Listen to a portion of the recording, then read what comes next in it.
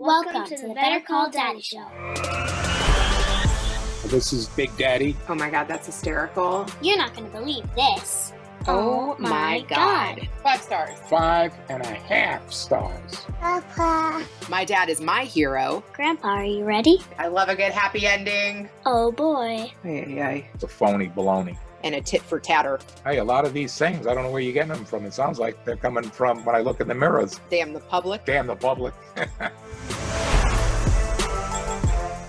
Today's guest is a very special guest. It's my daughter, and I'm going to show you how you can talk to another generation, a youthful generation. Celia, welcome. Tell me something about you that most people don't know. Yeah, that's a hard question because I have told you about everything. Okay. If you were to give yourself another name, what would it be? I like Flora. You like Flora too. And who was Flora? Flora was your dad's other grandmother. People ask me, like, is my name Cecilia? Is like my full name Cecilia? And I just go by Celia. And they ask about Laser. Is that actually his name? I'm like, well, actually, it's like Eliezer, but like, yeah. Who's the messiest person you know? Messiest person? I'm pretty messy, but I can make it neat. As if, like, right now, probably me, because, like, I just shoved everything in my room to the side, honestly. Maybe Laser's a little messy, not that much. And when I get an opportunity to organize, I make it happen, and it looks good after I do it. Like, when we organize our bins at school, because we no longer have desks in our classroom. Instead, we have tables with like 4 chairs and different kinds of chairs, like stools, wobbly stools, chairs with rubber bands, and like just this different kind of chair. Like rubber bands at the bottom to like bounce your feet on to help focus. What do you like to doodle on your paper? Human figures. Like I like to draw like faces, and then I'm like not good at drawing a body. But I like do a neck and I'm like, I can't just leave the neck like that because it's just floating in the paper. So I'm like, okay, I'll try to do a body, and then I just ruin the whole thing. But today in art, there were these like wooden things, like statues on like a pole, like a little thin like pole. And it had like a circle at the end, like that it stands on. It basically like bends because there's like, things that make it bend. And you can like, it's basically like a Barbie doll, but it's like wood. And you can like do whatever pose you want. And I did the ballerina, and I just did a normal pose, and you like draw them. It was really fun. I actually like that. And then I like shade it in so it looks a little bit more cool and like 3D or something. Yeah, I showed you that. Yeah, it looked really good. Did your teacher give you any idea of how to draw it, or she just let you guys experiment? She let us experiment on which pose. She explained what we're doing. But if we didn't really know how to draw it, because at first I was having a hard time, mine didn't really look good. And then she helped me like come up with what I wanted to do and like how to sketch it out better and like just draw like loosely.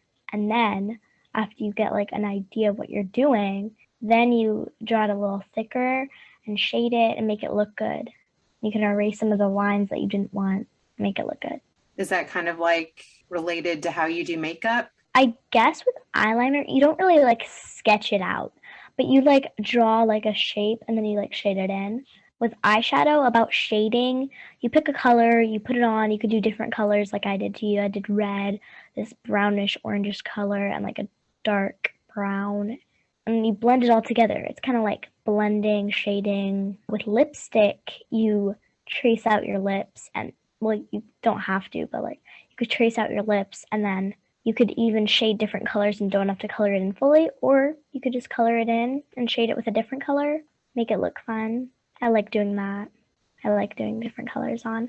Like first I start with an outline, and then I do like a dark color in, and like a lighter, like a little bit lighter, and like blend it all in. It looks really cool. Ooh, eyebrows. Mostly everything in makeup is like related to like shading or like drawing. Because your eyebrows, you need to draw the shape and fill it in, and like blush and contour and stuff like that. You blend it up. It's all kind of like the same related to drawing. So if you're good at drawing, I'm pretty sure you're going to be pretty good at makeup. What else do you want to be good at? I want to be good at gymnastics, being flexible. I want to be a contortionist when I'm older, but I'm not that flexible. I used to be more flexible, but when I hurt my wrist, I just stopped doing like gymnastics and stuff for almost a year, and then I kind of forgot how to do some of the stuff, got less flexible. But now my friend is helping me become more flexible and is teaching me stretches. And yeah, I was gonna call her, but she wasn't available. And last night she did stretches with me, and yeah, I felt a stretch pretty hard, some of them. I was like, ah. How'd you hurt your wrist? So it was my first year at my new school, first day at my new school. You know, I made a few friends pretty quick, still my friends. We were doing some cartwheels, like handstands and gymnastics and stuff, because, you know, girls do that at recess, you know. And something funny happened. I heard a sound of whatever thingy you just said, and I was like laughing at it still.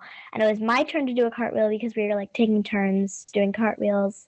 And I was still like laughing from before, and I like didn't put my mind to the cartwheel, and I tried to do it, and I fell on my wrist, and it hurt really bad. The security guard was watching us though, because there was a table initially like right there, and the security guard was sitting at the table watching us, and I just started screaming, and she just took me inside. Okay. But yeah, they also ran to get a teacher, so, and I did like 3 or 4 or something ice packs on it. And then, did you come and pick me up, or did I wait the day? I feel like you came and picked me up. I think I came to get you. Yeah, because it really hurt. It wasn't broken. They said it was just a bruise, but I don't think so. It wouldn't have hurt that much if it was just a bruise. See, sometimes I get bruises and I don't even realize, so there's no way if it hurt that much it was just a bruise. I think I sprained it. I fell on my wrist. It was like one of the most painful things in my life. There's no way it was just a bruise. Anyway, okay. Here's a funny thing that I did. So since they didn't give me like a cast or any like thing, like a sling or something, I made my own sling that I saw in a video on YouTube out of a t-shirt.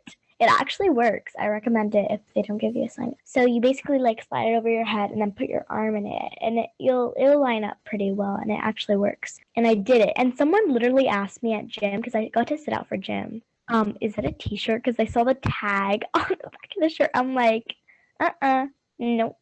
You're like, this is a state-of-the-art sling. I still have that shirt. Which wrist was it? Was it my right or was it my left? I feel like it was my left because I remember still writing, but I feel like it's my right because like the sling would have fit better on my right. Might have been my right. I don't even remember. Whatever. I don't remember either. I guess you don't have any lasting damage. Yeah, I don't, but it actually hurt like a little bit more for like a few months. And I stopped doing cartwheels because I was like terrified that it was going to happen again. And then when I did, I was super careful. And if I messed up one little tiny step when I did those cartwheels, I was like, no, I'm done. We're not doing this anymore. I'm not going to get hurt again. But recently I decided to start doing them again. And actually, I almost broke my wrist again recently, a few days ago. For my handstand, because I almost flipped over and I fell on my wrist. I talk What other a lot. parts of your autobiography are you going to include in your story? Definitely COVID. I did COVID. I did when I wrote a book. I wrote sleepaway camp and the wrist thing. So yeah, that's the 4 things I wrote. What do you remember about life before COVID? Obviously, wearing masks. It was a lot easier to get together with friends. You didn't have to social distance. You could just crowd and be like, hey, or like whisper, but no, not anymore. You could share food. I mean, you're not supposed to, but people did. Well, yeah, you're not supposed to, but now you're even more not supposed to. Oh, I totally didn't trade for a Milky Way and a Kit Kat the other day. It was good. I love I feel like we went more places too. Yes. Okay, so we stopped going to the grocery store for a while, and then when we started going again, we got like addicted, and then, yeah, we went like a lot. We're like, oh my God, the grocery is the coolest place to go, right? I know, but now I'm getting bored of it because we go a lot more now. So I want to start going to more like fun play places. Like we went to Little Beans. I feel like I'm going to get too big for that soon. I'm getting too big for all the play places. Yeah, it's still fun though, except for the part where I broke my nail there. It's already growing back, but guess what? When I was downstairs eating my tacos, I realized I broke the other thumb. These things, I gotta put the clear polish on them or they're gonna break. clear polish makes them stronger. I don't even know how. I was like running through my hair and I was like, oh, my hair's stuck. And I'm like, oh no, you know what that means. But it was broken before I combed my hair and I don't know how because I didn't do anything stupid. I was just eating my tacos. They were spicy. Well, that's just sad. What's cool about having long nails? Nice for scratching your head. Anyway, I did that on the bus. Speaking of the bus, we're going to get into all these bus details. Okay, this is totally off topic, but on the bus, like a month or two ago, when we still had those old seats, his little brother, literally got mad at him and took his hat and threw it out the window. That was the end of his hat. It was from LA. He didn't get that back. He was like, I really like that hat. Everyone saw it just fly out and then be on the street. It was really funny. I was like, no way that just happened. The driver wouldn't stop? From now on, they shut their windows. I knew something like that was going to happen. That's why I don't trust the burgers. What else do you remember about switching schools? Well, at first I was like, dang it, no, I'm going to miss all my friends. But now I'm just used to it. It was probably just the friends. Now I'm used to it. I have new friends. I'm fine. I don't want to switch again. Please don't switch me again until high school. I'm fine. Do you want me to interview you? Sure. You want to ask me something? Do you remember anything from your childhood? Like that I don't know about? But I went to the same school from kindergarten to 5th grade. So I didn't switch the same time as you. But then in 6th grade, I went to a middle school that was 6th through 8th. And then I had a really hard time in middle school and didn't want to go to the same high school with those kids. So I switched to a different area. I started going downtown in Louisville and I went to a youth performing arts school for 9th through 12th. So I could have gone to the high school in my neighborhood, but I switched and made all new friends pretty much. There were a few kids that also switched. So I did know a few kids that went to my high school, but I don't even remember what that was like now. Like switching from one school to the other. Like I don't even remember 9th grade anymore. How crazy is that? Really? I remember who some of my teachers were and what some of my hardest classes were and what classes I liked and what friends I had, but I don't remember missing friends so much from one school to the other. I do know that my friendships changed because in middle school I was friends with people from my neighborhood, and then when I switched to a school downtown, I didn't keep in touch with the people from my neighborhood as much. Yeah. Do you think we're going to move to Skokie? Realistically, probably not, but you never know. It's really a pain to pack up a house, and I like our house. You haven't done a move in a while. You haven't moved since you were 1. I like new things. I like new variety. Wouldn't you miss this house that we've been in for? Yeah, my whole childhood, but like also I like new things. I like when we go to like Airbnbs in different places and stuff like that because it's a change, and it was like Change is nice. good.